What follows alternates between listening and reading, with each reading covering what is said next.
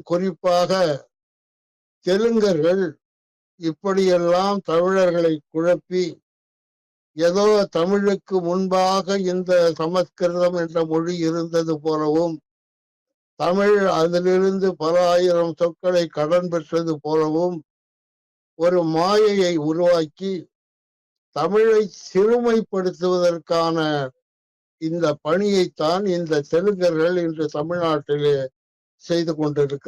தமிழாராய்ச்சி நிறுவனத்திலே ஒரு தமிழரை தலைவராக போடுவதை விட்டு ஒரு தெலுங்கரை அந்த நிறுவனத்தின் தலைவராக போட்டிருக்கிறார்கள் என்று சொன்னால் இது உண்மையிலே தமிழருடைய வரலாற்றை திசை திருப்பவும் தமிழை சிறுமைப்படுத்தவும் அவர்கள் முன்னெடுக்கின்ற செயல் என்பதுதான் இந்த நடவடிக்கைகளால் தெரிய வருகிறது.